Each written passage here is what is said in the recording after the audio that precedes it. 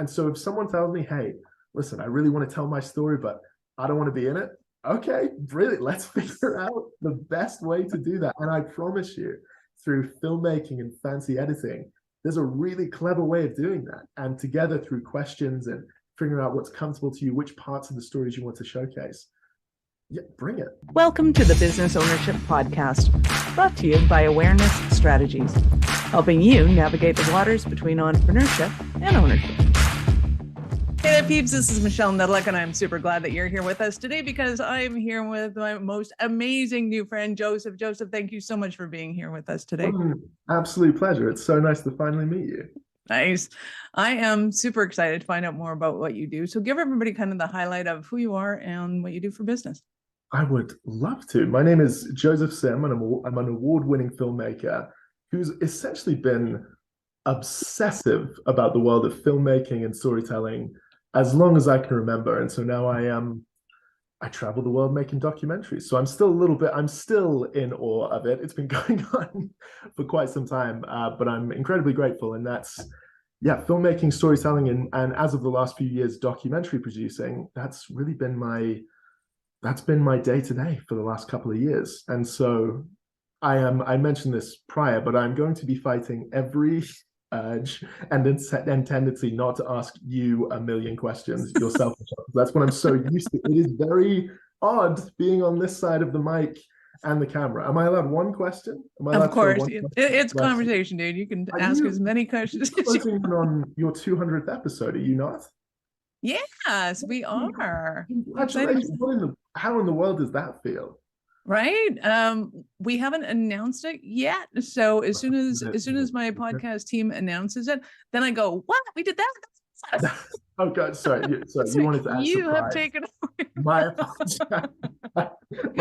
Did we really? We were over 200? That's awesome.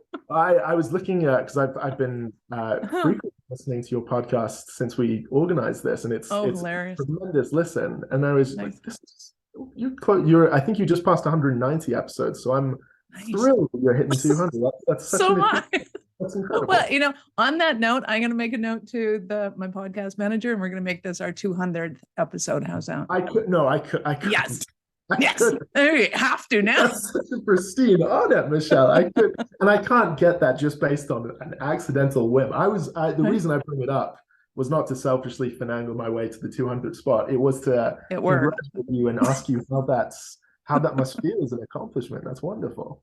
That's awesome. Well, yes, and it has been super fun because I was thinking about starting a podcast for 3 years before I started it. And the joke is I let the tech stop me, which is hilarious because I run a tech company and I could have asked anybody, hey, go research. What do we have to do with the podcast? And, where do we put the RSS feeds? Like, I know what that means. Sure. Yeah, absolutely. Like, I know what that means. And I let it stop me for 3 years, which is hilarious. And they're like, hey, dude, I could see if you didn't know what that meant. Sure. You know what that means. Like that is typically the most common hurdle with people starting a podcast. They don't know what an RSS feed is. Right. And they don't understand the whole other way.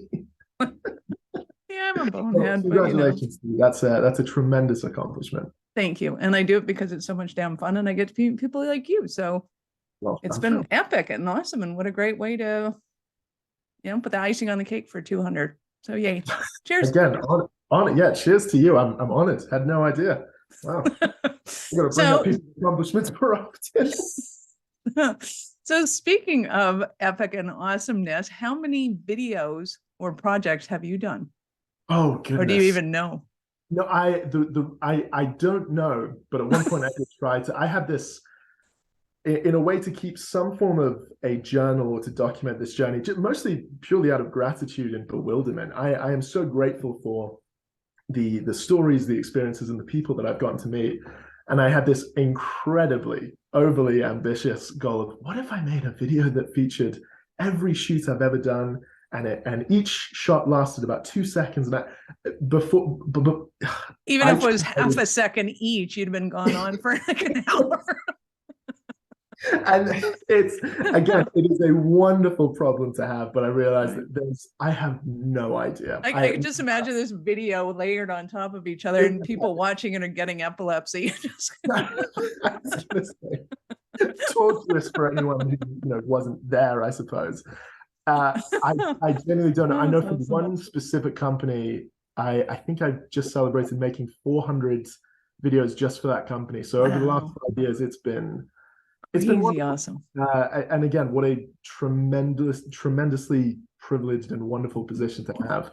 Well, and I can't imagine what it's like being you, because I went to Europe, and our trip in London alone, I think we were only in London for maybe 3 days a week. Oh, wonderful. But when we got back, I put it on a just PowerPoint kind of thing where it's flipping from picture to picture on the wall while we're having dinner, and friends are over. So we're having a party and the pictures are Lovely. just going, right?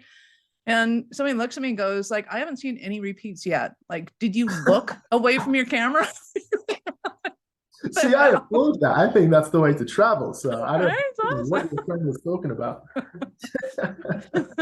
It's like I got more pictures and more doors than I think I've ever shot anywhere. The doors in England, they are They're awesome. Oh my God, they're awesome. the Everything. They have the littlest door, they're and they have about the half the size. it's awesome. England is a fascinating place. It's wonderful. I wish I appreciated it. I lived there until I was about 16. And the more years I spend away from it, the more I realize, goodness, I wish I not only appreciated it more, but goodness, took advantage of the fact that it is so well connected to all of Europe. I did nothing with it for a long time. So Right. And then you were silly enough to come to Canada. What's oh that no, all no, about? definitely not silly enough. I would say I had zero impact on that decision because I was a 16-year-old. Yeah. At that point, yes, but this Yeah, time.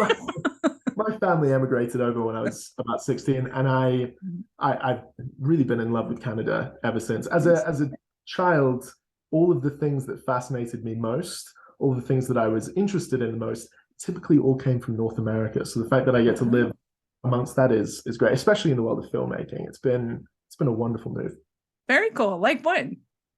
Oh, just it's strange things from root beers in North America. These are the sorts of things that Brits talk Root about, beer. well, at least when I was the age that I was.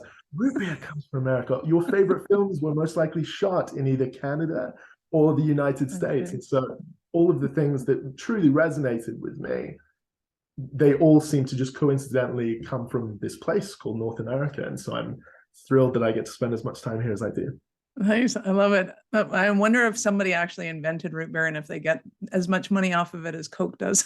Oh, no Of course, I got to take it back to business. It's like, yeah. wow, No, root beer's I'm got glad that much of a I'm going in a reputation. How do we million bottle that? directions. So I'm glad that you're here to censor us. Right.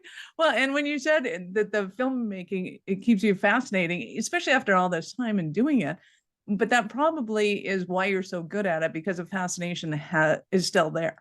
Like, I think that's really the only way to have longevity in a creative medium like filmmaking. I also think cultivating a curiosity or a fascination, regardless of what industry you're in, I do think it might be one of the best long-term strategies imaginable, because tech is continuously changing, and the different pursuits that you can take, they're almost innumerable. But if you can cultivate the principle of I'm going to remain fascinated or continue to try to be fascinated by people, options, pursuits, everything changes. nice. Things get real fun if you can cultivate a fascination in things. Nice. So speaking of fun, what would you say, just off the top of your head, it was the most fun project you've ever got to work on? Oh my goodness. It is the most recent. We're about 7 episodes into an 8-part documentary series that we're producing. It's not released yet. It's not even sold yet. We're that in the thick of it right now. But we've been going over the last 3 years to different marathons around the world, and not only sitting down with 3 to 4 highly inspirational runners, but we actually document their journey in running that marathon. So we've done episodes in Costa Rica, Berlin. In 2 weeks, we get to go film one in Tokyo, which is crazy. And it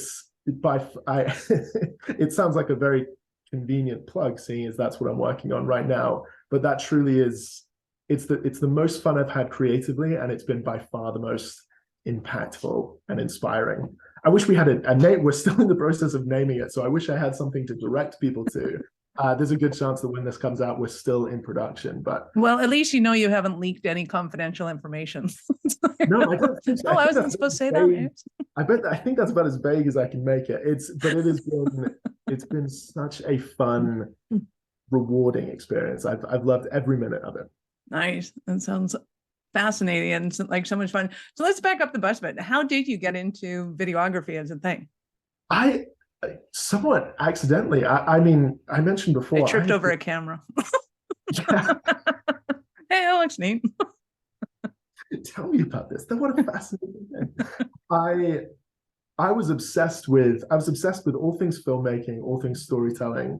Typically, as a consumer, that's all I wanted to talk to. That's all I wanted to talk about as a child was filmmaking, film watching, and I think for whatever reason, it might be the fact. To be honest, I'm really not sure. I didn't think that it was a plausible career option for me for the vast majority of my life. The only accessibility that I'd heard of was being, the one in the million Hollywood director over in California. That was kind of the only entry point that I saw to it. It wasn't until I was in my early 20s and I was just filming constantly for fun with no Wasn't real until I was in my early 20s. You're what do hilarious. what do you mean? Wasn't until I was in my early 20s that I caught on to things. Like, dude, I'm in my early 50s and I haven't caught on to shit. But I didn't realize I didn't realize how accessible it was, Right. even at the time. I, I mean, we were making things constantly with zero ambition for it. Just we wanted to make things. So it was my friends and I making YouTube videos in whatever basement we had access to. And it wasn't until uh, I met a man who was essentially running an advertising agency here in Calgary. And coming back to the fascination, as soon as I realized that's what he did for a living, that he made videos for businesses for money, What? my brain could barely compute it. And so he was kind enough to give me what was supposed to be about 20 minutes of his time for me to ask him as many questions as humanly possible. That was, I would later find out, flattering enough that we spent probably like 4 hours one afternoon just in his office.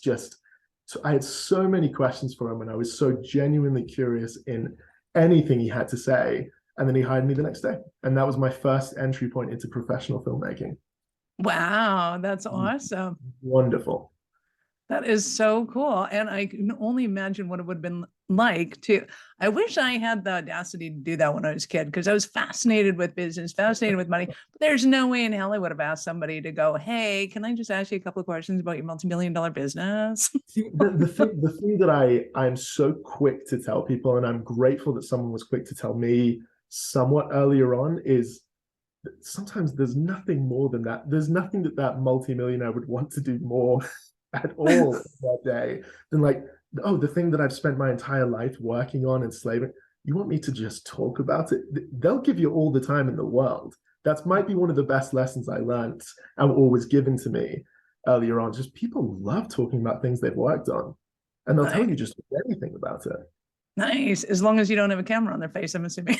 I'm kidding. Even then, to be honest, and now more so, sometimes like, well, I mean, I'll give you my time, but like, can I give it to a worldwide audience as well?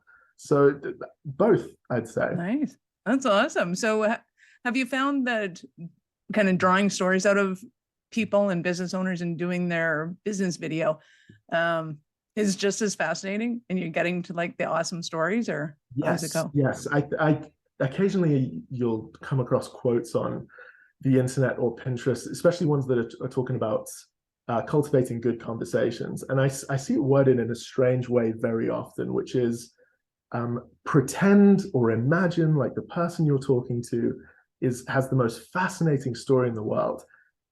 No, if you ask the right question, they do. They genuinely do.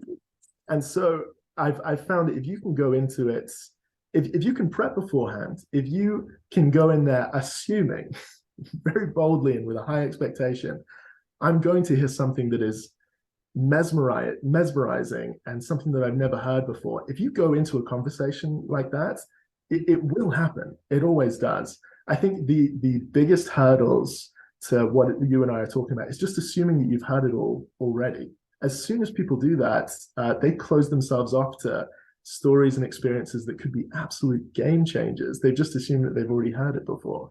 Nice. Well, I had this odd little fantasy that I think you'll appreciate. Don't worry, it's PG. You're the editor. You can do whatever you want. I saw there was a contest for people who said, and it was, we want really boring people to videotape about their lives, and we want to use it for our commercials. So these people know that they think that they're boring going into this and that there's nothing of interest. The stories they got out of these people were insanely fantastic, like from poverty to riches, from like kids, 5 kids all having mental health issues and navigating through those and how they've built their businesses around it, and like fascinating stuff. I'm like, how could you possibly think you're boring? Boring is doing the same shit every day and going, yeah, okay, I got somewhere further today than I did yesterday. That is not boring. And I'm like, oh my God, I would love to just go around and interview people all day, just find out the fascinatingness that they think is boring and just like draw it out of them. I think it'd be awesome. I really appreciate you sharing that with me. Please send any of those materials, or if you have access to where that is. That's wonderful. I love that. I do think it's also it's an incredibly gratifying part of the process where occasionally you will sit down with, as a filmmaker or a business owner, you'll sit down with someone who you can tell that they are fascinating, and for whatever reason, and it's sad in some capacity, for whatever reason, they either don't believe it, or they don't think they either have something to offer or have some wonderful piece of advice or story to tell. I'm 100% convinced that everyone does. It's an immensely gratifying part of the process where you can not only experience that for yourself, but flip that back and show the person, no, you have something tremendous here. You have a story that people are clearly going to resonate with. There have been some wonderful shoots, testimonials where I can tell we're both realizing just how wonderful and fascinating this person is. And yeah, there are a few things more gratifying than that. Right. And especially when you get it on film, it's like, was that recording? Oh. Yes, I was recording. Yes. Awesome. You're trying to find the settings as you're clearing tears from your eyes. That has happened. People are I'm trying not to use fascinating because I've used that word about 20 times already. Yeah, I've counted. No. People are wonderful. And yeah, I think that's what the world needs more of, is just believing that every single person has something unique to bring to the table, or something that you need to hear. Right. Well, and it would fascinate me. We're going to keep doing this, people. It works. We're stuck. Okay. At least it's on, huh? We're gonna change, news. The 6 o'clock news, instead of having 6 o'clock news, it's going to be a documentary about, a couple of families, 5 families, get really into their stories, and wow, the universe is an awesome place to be. We like this. Completely. Right? If you can cultivate curiosity in, let me try to get, is this being, I can't tell if this is live or if it's some of it's being edited. I'm not editing anything. Okay, cool. That's fine. No. Right. No, we'll show people the raw film. This is this will be a credit to me. If people watch anything and I seem well spoken, it just proves that I'm a good editor, not a great speaker. So if I win either way. What I wanted to mention is, if you can cultivate a curiosity, I'll die on the hill that is the doorway to anywhere you could potentially want to go. Anywhere. In business, in life, in relationships. If you can do curiosity and do it genuinely, that there is nothing you can't find out and nowhere you can't get to with curiosity. Nice. I love that. Okay, mic drop. You can finish right now. That's awesome.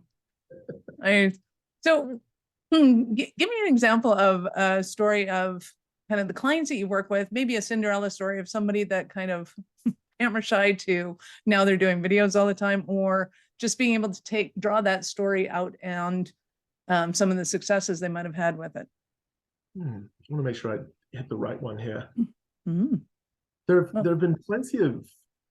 There's one in particular that I don't. Their story was they were so candidly honest and generous with their life that they went through. So I won't give a lot of specific descriptions, but it was this documentary that I mentioned about going to different parts of the world, different marathon races, and hearing the stories of people that are going beyond what were, initially difficult limitations.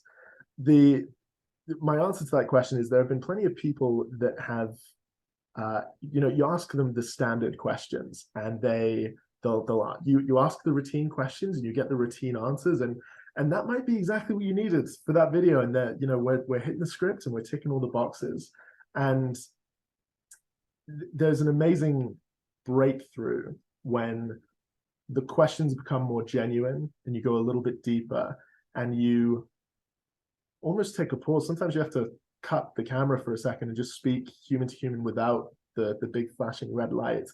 And I think when people are vulnerable enough to share their story and they actually let you in, I think the way you get there is through genuine curiosity.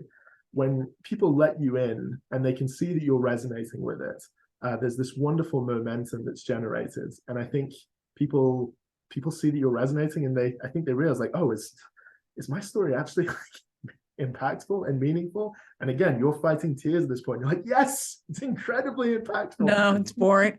Boring as hell. Nobody's gonna find it interesting. It is this wonderful snowball effect between two people where, and again, you don't get there without a fascination in people, without a sincere desire to go a little bit deeper than just the standard routine surface level questions. I think if you can do that in a filmmaking shoot with someone that you're doing a testimonial with, I've definitely seen the case. I know that you could also do that as a business owner with an employee, when you can show that they have something to offer, and but it requires you going a little bit deeper than the superficial level, and that takes work and time and effort. But if you can do that, people not only see your value, but they'll also share that value with you and your business and your video. Nice. Love it. Well, and I think there's a lot there, especially in the candid conversations, especially as business owners. So one, to get to know your staff better and have that loyalty from them. When you can do things that are more candid with them and have real conversations, I think it really does go a long way. I remember, back in the 80s, the motto was, your employees aren't your friends, and you have to keep it that way. And I'm so glad that has been kiboshed, because it sucked. It was a terrible way to work and a terrible way to live. And I don't think it creates loyalty that you can with candid conversations. And I think with video and business, you allow that candidness to come through to your clients, and your clients see you as real people, and they're like, oh my God, that was fascinating. And it creates something beyond just, oh yay, I get to go and get a Coke. It's like, wow, I actually know that person who runs this company. And I think that's why people tattoo business logos on their body, which has nothing to do with, the thing, right? And it never seems to boggle my mind that people will go to the point of tattooing another company's logo on their body. And I think it's because they get involved in them in a different way. Completely. And I think if someone is listening to this and they think, okay, that just sounds far-fetched, how does someone, the way you get there, once again, is by curiosity. I think if you're struggling to experience or enhance some of these things in your business, in your life, in your relationships, get curious, and get curious as soon as possible. I love it. Well, and I think if you lack the curiosity in yourself and you go, yeah, I don't have a story. Well, that's why you have to get a hold of Joseph, and Joseph will bring it out of you. You'll be watching this video going, who is that? It looks like me. They talk like me. No idea who that person is. Goodness. It's all in the editing. It truly is. It truly is. I've been shooting in a very unscripted manner for about 5 years, and it does require way more editing, because what should be a 10-minute conversation is usually an hour, but it allows you that time to really get to the heart of it and to ask deeper questions. And yes, it does require more time, very, very literally in a business sense, more time, money, and effort. But the result that you get and the relationship that you get out of it it's a beautiful thing. Nice. I love it. I used to know a photographer who said, the reason my meetings are an hour long, even though everybody picks the last 3 pictures I did, is because it takes them that long to just chill out and relax in front of the camera. Like, okay, we're going to waste this first half hour because I'm just going to sit here and drink and you're going to do whatever you do. And okay, now we're taking pictures. You and I talked about this before in the preamble, the amount of times, I'm sure you've seen it as a podcaster. I've definitely experienced it as a filmmaker. You're in this zone where it's two people chatting. And then as soon as, even if the camera's not off or the mic is not off, if they think that it is, they just start talking in a very different way. And sometimes like, let's just use these last 60 seconds of conversation as opposed to the hour worth of script and rewrites and all of that. I know our listeners are going to want more from you. What is your website? How do they actually get involved with you? That's the beauty of filmmaking, is it really, regardless of what it is that you need, it really comes down to, do you have a story to tell? And if so, goodness, I'd love to help you tell it. So the links will be down below. There's a variety of different ways to get a hold of me, but there's also a different variety of different things that we could do together. Everything from filming weddings in some wonderfully fun places around the world to my personal favorite, which is, can we take all of the many incredible, different, diverse things that you do as a business owner, and how do we tell that story in 60 seconds or less? I've built my entire career on that principle and process, and it's a blast doing it. So whether you are a business owner, whether you're getting married, whether you just happen to be a real big fan of bringing cameras into your life, there's a variety of different things that we can do. And yeah, let's make movie magic together. Nice. I love that. So curious, does that mean that you also do, like, if somebody's got a ton of editing that they want done, will you go through and edit it, or is that somebody else, or do you know somebody that would? Well, I have a team of editors. So I've got a small team that handles every part of the filmmaking process. My personal favorite and where I bring the most value to the table is storytelling. It's taking a variety of different topics and streamlining that into something that your prospective clients will not just understand, but get ridiculously excited about. Nice. I love that. And if somebody already has a team and they're doing things, but they've, got ghosted by a project manager or something, will you come in and work with them on that at that level? I've been brought in, and it's all of my credentials, which are somewhat relatively new. I finished my schooling in project management and got my certifications. The world of project management is fascinating. So there are a lot of creative media projects that I get involved in where I don't touch a camera at all.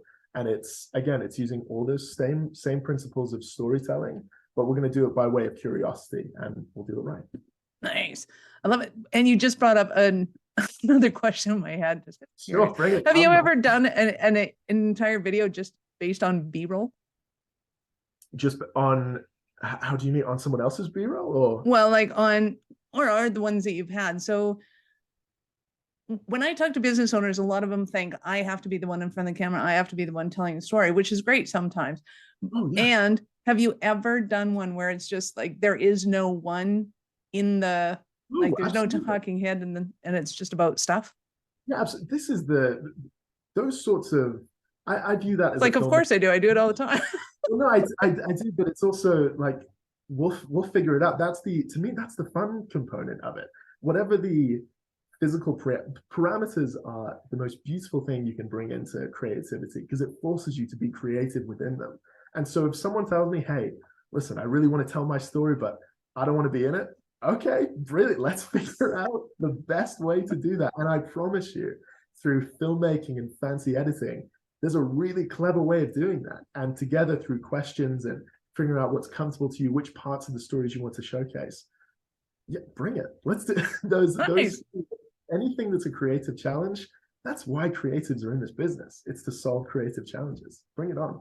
I love it. So go check out Joseph's links in the show notes, peeps. And if it involves a video, you probably want to get a hold of them. So that's what I got out of that. That's nice. Love that. So I get to ask you now, at what point in life did you know that you're especially kind of crazy enough to think that you could become an entrepreneur? I think it was age 22. I was working for a different ad agency at the time that had a videography department, but it wasn't really what they specialized in. And it got to the point, I knew that at some point I wanted to be a full-time filmmaker. That was a dream I'd had since 5. I didn't think it was a reality until I was 22. And based on the principles that we talked about, curiosity and cultivating just strong, genuine relationships.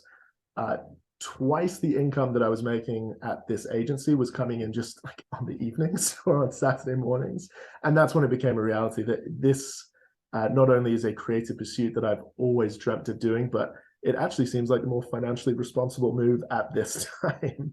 So when the numbers added up and I could see that there was clearly a living to be made and a wonderful life to be had through this industry and this pursuit, I quit my job and became a full-time filmmaker.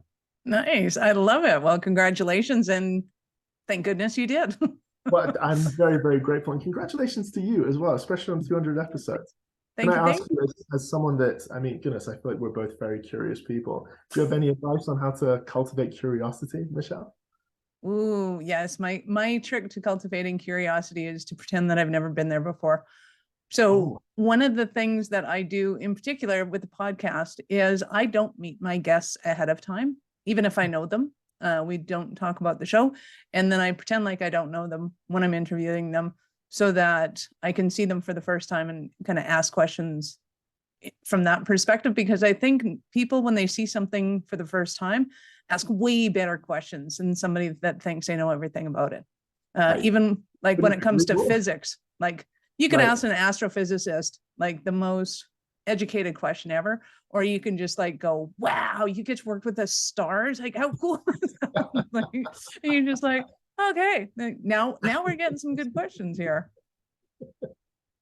So yes, I think I approach all of my life like a 5-year-old. It's what a way to sometimes as a 14-year-old. What a way to do life. That's right? Wonderful. Congratulations again to you. It's an incredible thing that you've built. Thank you. Appreciate that. Absolutely. Joseph, you've been absolutely awesome. Any last words for our peeps? Such a pleasure to be here. That's really, and get curious. Thanks. Love it. Also, you are tremendous at this, by the way. Oh, thank you. It's, yeah, just say more. I will record it and I will use it as a testimonial. Oh, sure. My name is Joseph Sim. I just had the privilege, the honor of sharing the 200th episode with Michelle. And how do I want to, what a absolute thrill, pleasure with such a wonderful and wonderfully kind person. As someone that has spent my entire career on the other side of a camera and a microphone, she has this God-given talent of just putting people completely at ease, and she'll make you feel like an expert in your field. She really will, and she'll treat you so. She's wonderful. I would highly recommend it for whatever it is you need. I bet you she can do it. Oh, you're sweet. Thank you. Thank you so much for your time. I appreciate it, and I know how valuable it is.